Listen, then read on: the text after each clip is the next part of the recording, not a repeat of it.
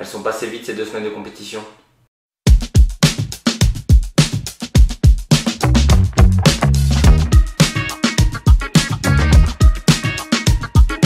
Salut à tous, c'est Falk et aujourd'hui on se retrouve pas pour une vidéo de foot mais une vidéo de conclusion de ces JO de Paris 2024. Non, le foot c'est super, mais par contre il y avait les JO à Paris et donc j'ai suivi ça de manière très assidue. D'ailleurs les JO en général c'est quelque chose que j'aime beaucoup et donc j'ai décidé de vous faire une petite vidéo où je vais vous donner tout ce que j'ai adoré pendant ces jeux. Il y a beaucoup d'événements que je trouve assez marquants pendant ces JO 2024, donc j'ai décidé de procéder par catégorie de sport, sinon je vais pas m'en sortir parce que j'ai trop de trucs à dire.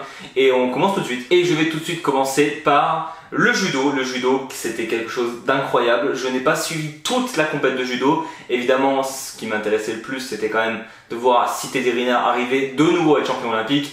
Et il l'a fait avec brio. Évidemment, on a envie de retenir la médaille d'or individuelle, où le matin, on voyait qu'il était un peu en galère quand même. C'était compliqué de rentrer dans cette compétition. Mais au fur et à mesure, il les a dominés. Et il les a bien dominés, vu qu'il a gagné la médaille d'or à la fin, ce qui est génial. Encore une médaille d'or pour Teddy Riner qui a bien mérité d'allumer la flamme olympique. Mais ce que j'ai préféré au judo, c'est de loin la finale en équipe mixte. C'était absolument génial cette finale contre le Japon. Je veux dire, du moment où tu es mené 3-1, il n'y a aucun monde où tu gagnes cette médaille. Et pourtant, mené 3-1, ça revient. On a un athlète français qui bat AB. Je veux dire, c'est une légende de ce sport. Le gars n'avait pas été battu depuis je ne sais pas combien de temps. Enfin bref. Une grosse dinguerie ce qui s'est passé à ce moment-là. Et évidemment, la finale qui se joue au tirage au sort. On a Teddy Riner qui est sorti. Et Teddy Riner qui fait du Teddy Riner et qui nous amène cette médaille d'or en équipe. C'était absolument incroyable. J'ai bondi de mon canapé beaucoup trop de fois pendant ce match. Et clairement, j'y croyais pas à la médaille d'or. Surtout quand c'était mené 3-1. Nos judokas ont été incroyables et nos pongistes aussi. Alors, j'ai appris le terme pongiste pendant ces JO. Pour moi, c'était personne qui joue au tennis de table. Ça s'appelle pongiste, mais on dit pas ping-pong. Bref. Et les frères Lebrun, c'est une dinguerie. Je savais qu'ils avaient une certaine hype parce qu'ils faisaient des perfs ces derniers temps. Je pensais pas qu'ils étaient capables de chercher une médaille. Déjà en équipe, incroyable que l'équipe de France nous ramène une médaille de bronze, ok, mais une médaille quand même au ping-pong, c'est une dinguerie. Mais la story avec Félix Lebrun qui doit battre pour la médaille de bronze la personne qui avait éliminé son frère avant, enfin bref, je trouve ça absolument génial. Et surtout, il lui a mis une raclée. Vraiment, il n'y avait pas match, clairement. Félix, il a été au-dessus et j'ai trouvé ça absolument génial. Voilà, le ping-pong est devenu un sport que je kiffe regarder grâce aux JO. Merci les JO. Donc maintenant, on va suivre un peu ce que font les deux frères en dehors pour savoir est-ce qu'ils sont capables d'aller plus loin lors des JO de Los Angeles. Et sincèrement, quand on voit ces frères se donner à fond et être capables de ramener une médaille pour la France, je pense que ça va motiver beaucoup d'enfants et de personnes à se mettre dans des clubs de ping-pong. Parce que généralement, quand vous avez des légendes qui marquent un sport, on voit ça au basket. Dirk Nowitzki à l'époque avec l'Allemagne ou Tony Parker avec la France, on voit les équipes qu'on a aujourd'hui au basket.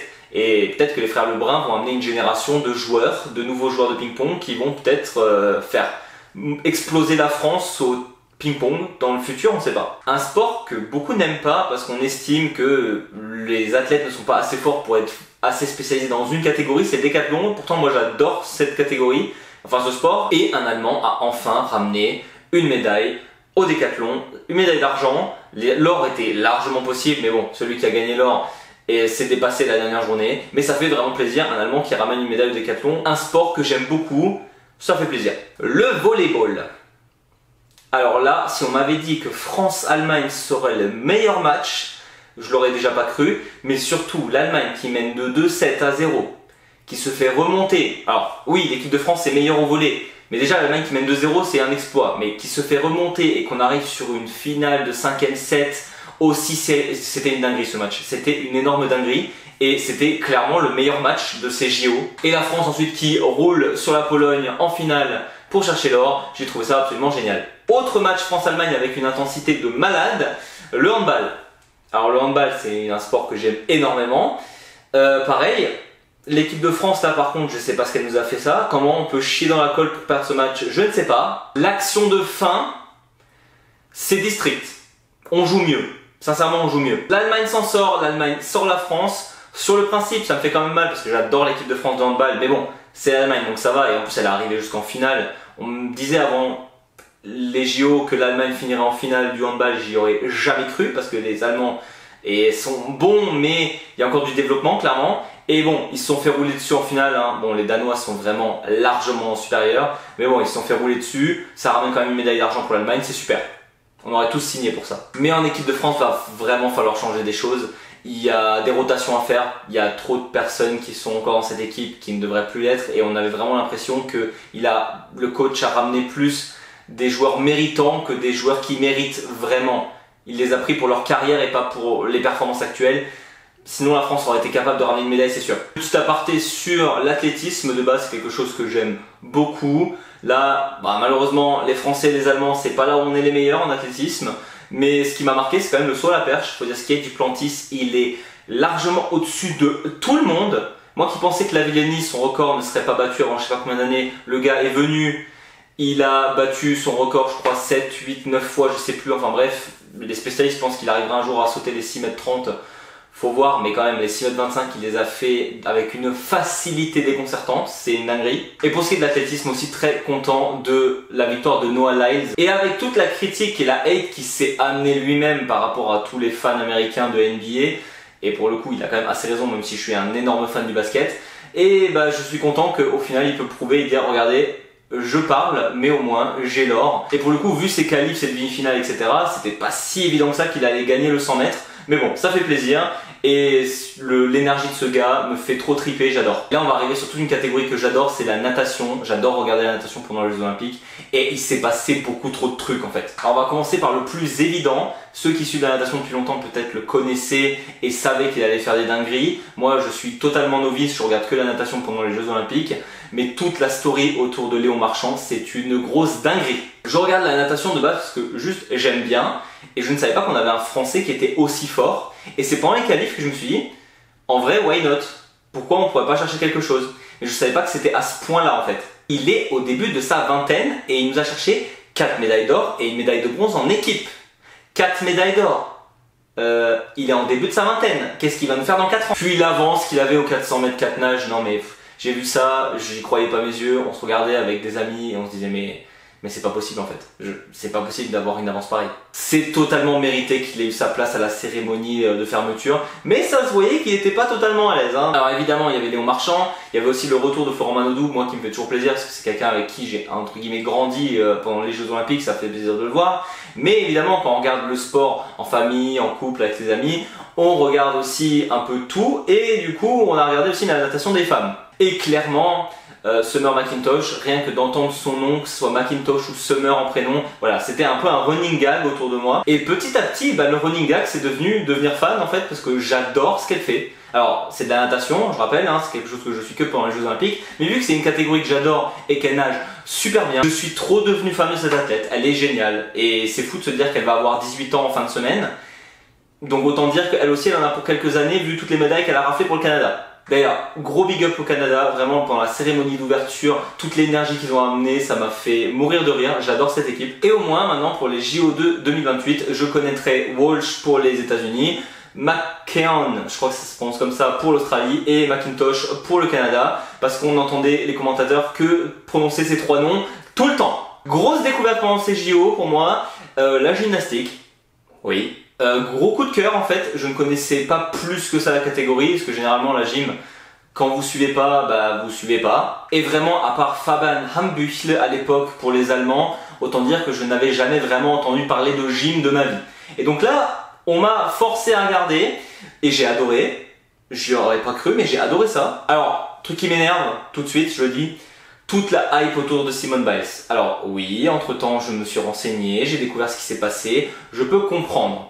Par contre, les commentateurs, il n'y a pas à être aussi peu neutre, et ça m'énerve. Vraiment, quand il y avait des compétitions, ça parlait que de Simone Biles, on s'en foutait du reste, et je trouve ça trop dommage. Surtout qu'avec mon regard d'énorme novice, je trouve qu'elle a été un peu favorisée par rapport à son nom. Après, c'est absolument génial ce qu'elle a fait. Mais par contre, au saut à cheval, je crois que ça s'appelle comme ça, mais énorme coup de cœur pour Jake Carey.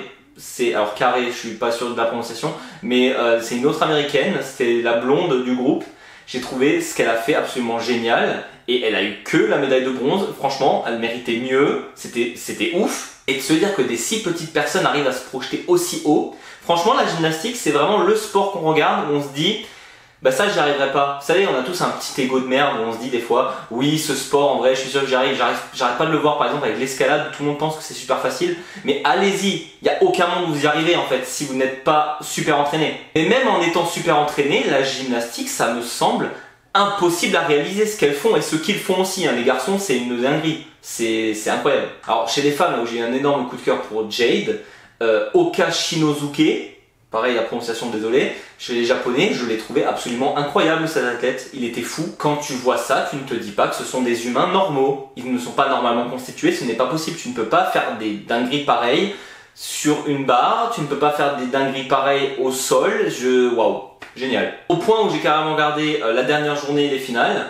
et là ce qui m'a choqué c'était le nombre d'erreurs. Alors je sais pas si c'est quelque chose d'habituel, mais pendant les qualifs ça m'avait pas l'air d'être le cas, mais les femmes à la poutre, où je crois qu'il y en a que 2 qui ne sont pas tombées au final, et les hommes à la barre, pareil, où il y a eu une erreur sur une erreur sur une erreur, que ce soit à la sortie ou pendant les figures, c'était assez troublant. Alors je suppose que le stress de la finale joue énormément, mais voilà, il y a des jours comme ça, mais j'ai malgré tout trouvé ça incroyable, et c'est quand tu les vois se rater et potentiellement se blesser que tu trouves ça encore plus fou, parce que tu te dis aïe, en fait j'ai mal pour eux à ce moment là. Et la dernière chose que j'ai adoré pendant la gym, c'est tout simplement cette photo entre les 2 italiennes et la chinoise Zhu Yakin, je crois qu'elle s'appelle, où vraiment elles font une photo avec la médaille en bouche. La chinoise apparemment ne connaît pas cette tradition là de faire une photo avec la médaille en bouche, et du coup elle la met juste devant elle. Enfin bref, je trouve ça grave chou, et surtout c'est là où on voit la beauté du sport, dans le sens où il y a énormément d'athlètes qui jouent leur vie, et d'ailleurs c'est normal, ils sont aux Jeux Olympiques, mais du coup qui sont un peu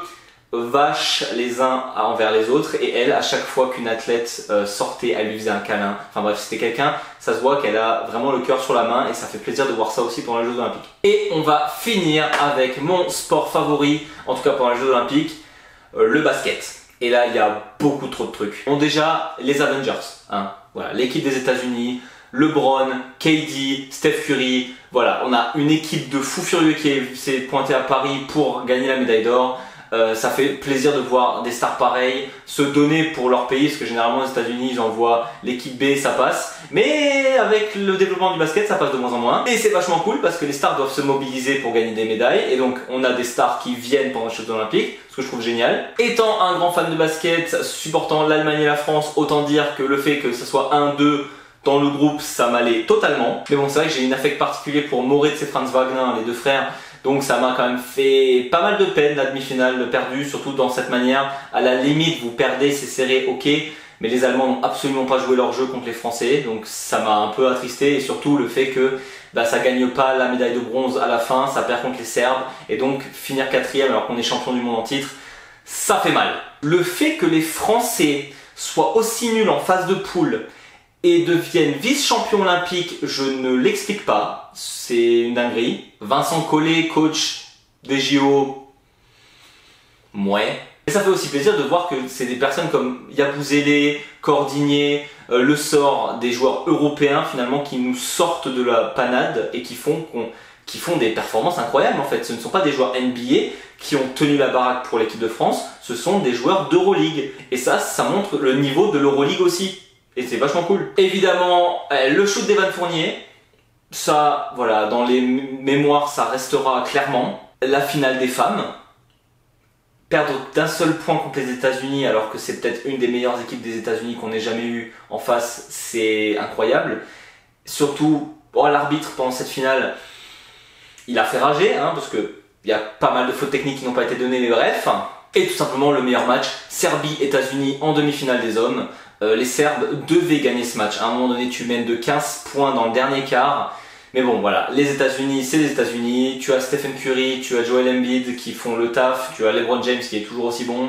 Steph Curry d'ailleurs qui a climatisé la France en finale. C'est pas possible de mettre autant de 3 points de suite. Je crois qu'il en a mis 4 de suite dans les 3 dernières minutes.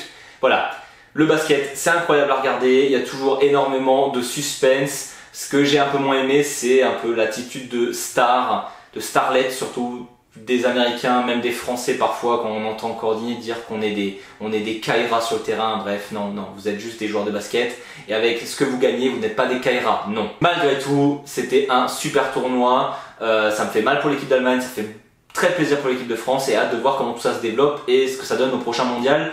Au niveau du basket, on va tout simplement finir avec la cérémonie d'ouverture. Oui, elle est très controversée, il y a des passages qui plaisent, il y a des passages qui plaisent moins. Malgré tout, le bateau de la délégation de l'équipe de France, moi c'est vraiment cette image que j'ai, où il fait nuit, on a le bateau de l'équipe de France, on a Tour Eiffel allumé. Vraiment c'était une image incroyable et ça a mis des frissons de fou pendant cette image, c'était incroyable.